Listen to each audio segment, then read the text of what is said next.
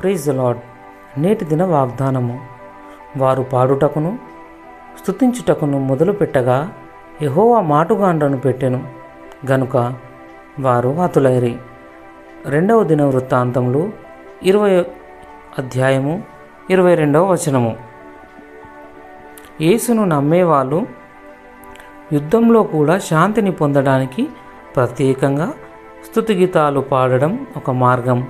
ఇది నిజమని యెహోషాపాతు రాజు విస్తారమైన దండయాత్ర సైన్యాలను ఎదుర్కొన్నప్పుడు కనుగొన్నాడు.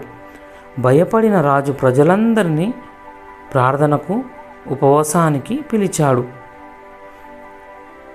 ప్రతిస్పందనగా దేవుడు శత్రువును ఎదుర్కోవడానికి సైనికులను నడిపించమని అతనికి చెప్పాడు. వారు ఈ యుద్ధంలో మీరు పోట్లాడవలసిన నిమిత్తం లేదు అని వాగ్దానం చేశాడు. యెహోషాపాతు దేవుని నమ్మి విశ్వాసంతో వ్యవహరించాడు. వారు నమ్మిన విజయాన్ని చూడటానికి సైనికుల ముందు వరుసలో వెళ్ళడానికి దేవుని స్తుతించే గాయకులను నియమించాడు.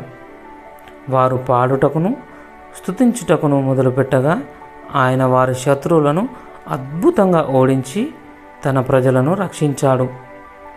మనం ఎప్పుడు లేదా ఎలా కోరుకుంటున్నామో అలాగా విజయం అన్నది రాకపోవచ్చు.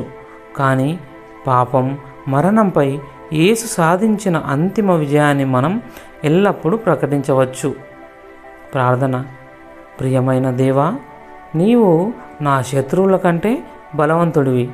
ఈరోజు విశ్వాసంతో నీ నామాన్ని ఘనపరుస్తున్నాము.